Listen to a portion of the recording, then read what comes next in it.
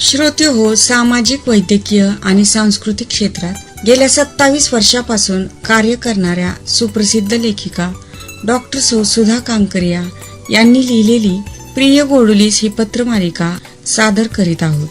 श्रोते हो, आता आपण ऐकूयात या पत्रमालिकेतील पत्र उजेडाचे मायागीत. प्रिय गोडुली, अनेक उत्तम आशीर्वाद. प्रिय गोडुली, अनेक उत्तम आशीर्वाद. दीपावलीच्या हार्दिक शुभेच्छा. तुला आणि परिवाराला हे वर्ष सुखाचे, समृद्धीचे, भरभराटीचे, यशाचे, कीर्तीचे, शांतीचे, समाधानाचे, आनंदाचे, तृप्तीचे, आरोग्य संपन्नतेचे, दीर्घ आयुष्याचे जावो हीच ईश्वरचरणी प्रार्थना. खरंच दिवाळी म्हणजे आनंदाचा सोहळा, आपलेपणाचा उत्सव, उजेडाचे मायागीत, साक्षात तेजाचे स्वयंवर. सर्व नातेवाईक, मित्रपरिवार, स्नेहसंबंधी एकमेकांना भेटतात. आनंदाचे संमेलनच भरते जणू. भारतीय संस्कृतीचा आत्मा म्हणजे दिवाळीचा सण. सर्व सणांची सम्राज्ञी दीपावली. अगो गोडू, आपल्या घरामागे राहणाऱ्या दमयंती काकू आहेत ना, त्यांची सून सुजाताला अगदी भाऊबीजे दिवशीच कन्यारत्न झाली. तिला भेटायला मी हॉस्पिटलमध्ये गेले होते. ती तानुली बाळ म्हणजे फुलबाजी जणू.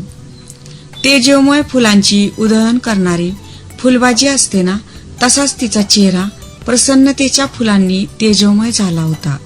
मला तर खूप खूप आनंद झाला. मी म्हणाले, दमयंती ताई, खरंच नक्षत्रासारखी पोर आहे हो. आज दिवसही शुभ आहे. भाऊबीजेला फुलबाजी जणू अवतरली आणि साऱ्या कुटुंबाला उजळून गेली. पण दमयंती काकू मात्र हिरमुसलेल्या होत्या. म्हणाल्या, कसलं काय, रंगरूपाने पोरगी चांगली तर दिसते, पण पहिलं बाळ हे मुलगाच पाहिजे.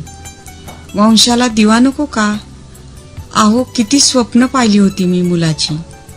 त्याच्यासाठी स्वेटर, हातमोजे, पायमोजे विणून ठेवले होते. सगळ्याच आनंदावर विरजण पडलं बघा. पण गोडू, माझं मन मात्र खट्टू झालं. एवढ्यात त्यांना काही सांगणं अवघडच होतं. कोणाचीच ऐकून घेण्याच्या त्या मनस्थितीत नव्हत्या. सुजाताला झोपेचं इंजेक्शन दिलं होतं म्हणून बरं, नाहीतर संभाषण ऐकून तिला फार वाईट वाटलं असतं. मी दमयंती काकूंना म्हणाले, तुम्हाला नातवाची आवड आहे हे ठीक, पण सध्या सुजातासमोर नाराजी दाखवू नका. घरी आल्यावर आपण बोलूया. असे सांगून मी घरी आले आणि माझी विचारचक्र चालू झाली. तुझीच सौ आई.